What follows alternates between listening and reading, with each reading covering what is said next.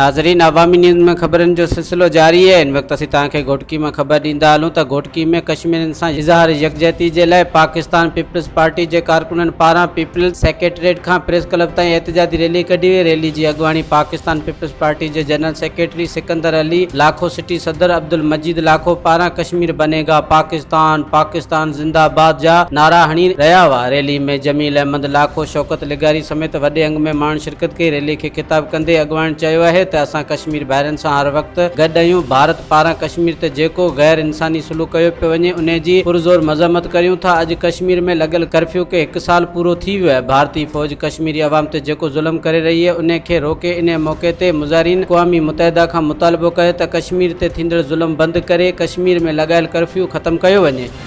मां तव्हां सभिनी दोस्तनि जी पार्टी जे उहिदेदार वर्करनि जो थोरा शॉर्ट नोटिस ते तव्हां हिते गॾु थियो। अॼु असां कश्मीरी अवाम सां यकजहती जे लाइ सभु गॾु थिया आहियूं। मुसलसल साल खां लॉकडाउन जेको हुते भारतीय हुकूमत जेको लॉकडाउन कयो आहे उनजी सख़्तु लफ़्ज़नि में असां मज़म्मत बि कयूं था। लॉकडाउन मां पाण बि गुज़रिया आहियूं। पंहिंजा 10-15 ॾींहं जेके लॉकडाउन थियो उन में कहिड़ियूं हालतूं हिते पाण वटि थियूं। माण्हू बुख में मरी रहिया हुया ऐं पंहिंजो का शइ कोन मिली रही हुई।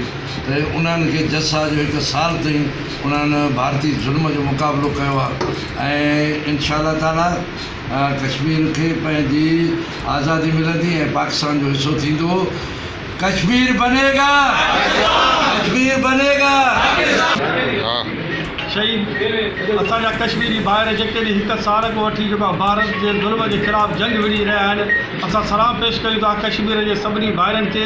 तव्हां घबरायो न, तव्हां त असां सॼा पाकिस्तान जा भाइर गॾु आया आहियूं। तव्हांखे ख़बर आहे त पीपल्स पार्टी ज़ुल्फ़कार अली भुट्टे साहिबु कश्मीर जो नारो हयो आहे। इंशाअल्लाह ताला उहो कश्मीर असांजो पाकिस्तान थींदो। पाकिस्तान। मज़ीद खबरों और तफसीलात के लिए विजिट करें हमारी वेबसाइट www.awamiNewsHD.com।